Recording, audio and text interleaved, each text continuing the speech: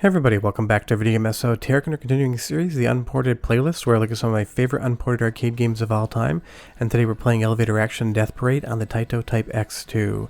Now I'm never quite sure what to make of this game because it has all the hallmarks of a game I would love, but it also feels in a way like a game that doesn't truly exist and is 100% imaginary, and trust me, I will explain that much more within the video.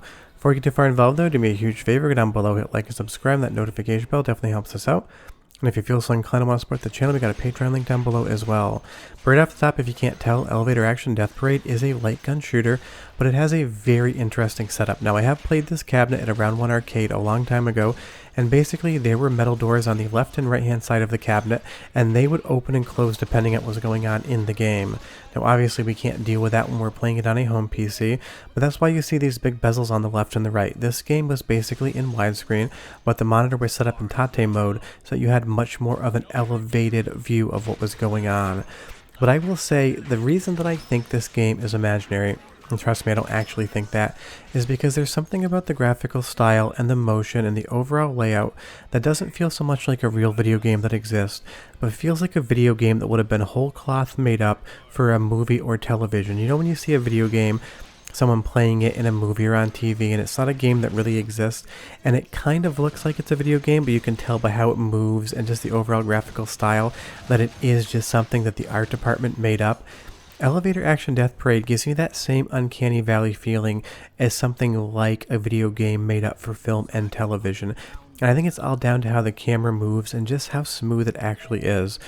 Now we will talk more about that concept in a bit, because it is still a video game. We gotta talk about the type of game it is. Because if you watch the channel at all, or if you know me, you know I love the arcade light gun genre. It is my favorite, with a close second being arcade racing. And all of the light gun action on display here in Elevator Action Death Parade is outstanding. All of the shooting, it really does work. It really is a fun style game, and Taito's not a company known for doing light gun shooters, and this was made by a third-party developer. But there's other light gun games that run on the Type X hardware as well, like Haunted Museum that I've talked about on the channel before, and if I remember I'll leave a link down below. But this is basically a light gun game made by a company that isn't really specializing in them. Obviously when you play a Sega light gun game, you expect a certain feel out of it, and you 100% get that. So maybe that's what this is down to. It's just not made by a developer that I played a ton of games from. And if you don't know what Elevator Action is, this is not the first game in the series. There's Elevator Action and Elevator Action Returns. And I will tell you, they have absolutely nothing in common whatsoever except elevators. And if you've never seen Elevator Action, Google it after this and you'll know what I am talking about. But honestly, this is a game where seeing the arcade cabinet in person definitely does help it, because you do marvel at the technology in the cabinet. But in some ways, because this game kind of feels a little bit imaginary, it seems like maybe the developers spent an equal amount of time developing the cabinet as they did developing the game, because the game definitely feels a little slow and a little lazy in spots as well.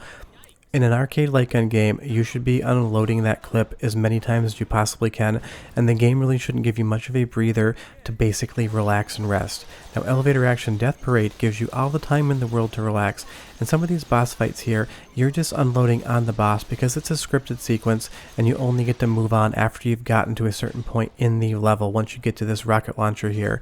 There are other buttons on the cabinet that you can transpose to your keyboard, like that close or open the elevator button, and there's going to be an up arrow and down arrow to select floors, because at certain points in time you can get a branching path. But I love that the game has to load in the middle of the level. It's very quick, but it is slightly annoying, and that's what I mean when I say that this game feels maybe a little half-baked.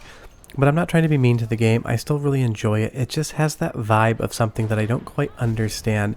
And you'll see here when we turn around, this boss basically runs into the door. And there's a lot of time in the game that we're basically just not playing anything. You just unload into his head. He's never going to attack you. And once you get him to this elevator, you basically have to shoot the cord out. And honestly, I've waited like 30 to 40 seconds here to see if anything happens, and nothing ever has on my end. So it kind of just feels like it's a free win. The elevator plummets down, and trust me, there's a lot of plummeting in this game, and you will see it shortly. And then you basically just look down the elevator shaft and move on to the next area. But the sound effects and soundtrack are really good, so go ahead and listen for like 45 seconds. I'll come back and tell you more about this imaginary game.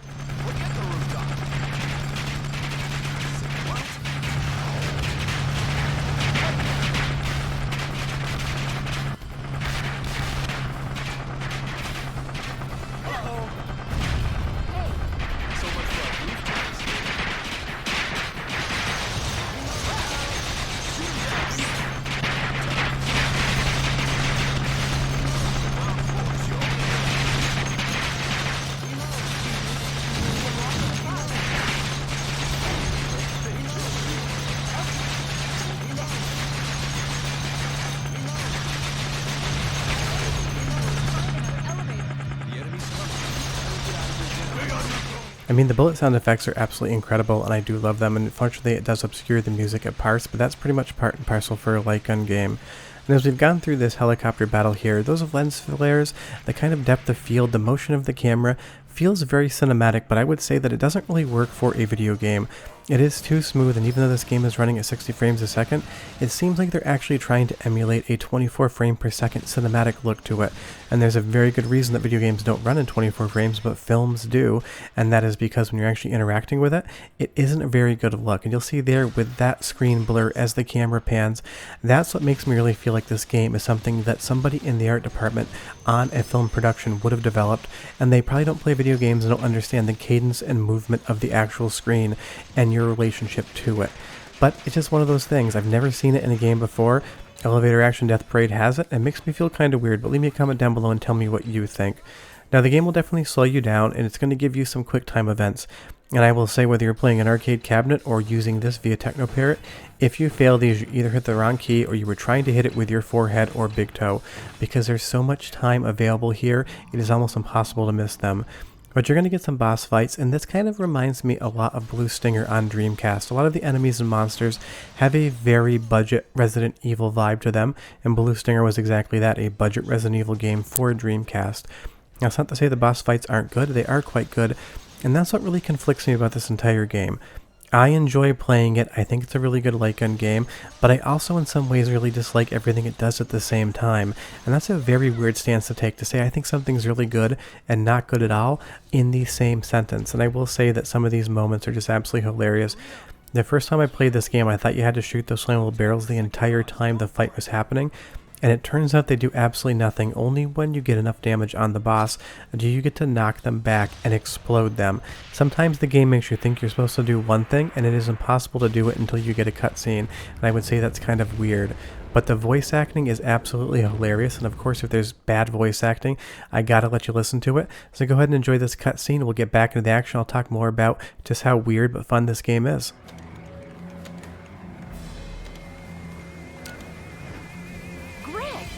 What's your situation? Hurts too. We found the P1 research reports in the basement lab. Apparently all our operatives were captured. They were used as lab rats for the P1 mutation cell. Understood. Can you get out of there? We found a massive elevator that connects the lowest level with the surface. We'll use it to get out of here. Roger that. Good luck. I mean, hey, at least they did a better job than House of the Dead Scarlet Dawn, but honestly, someone blackout drunk could have done a better job voicing those lines than the people in House of the Dead Scarlet Dawn did. But all jokes aside about a series we're not even talking about right now, moving on to the boss fights, things are just kind of strange sometimes. You're shooting this gigantic ray ball, do not know what it is, not going to try to give it a name, on the ceiling, and it's basically impossible to take damage at this point in time. Those lasers are all going around you, but I don't even bother to look at them, and I never take damage for them.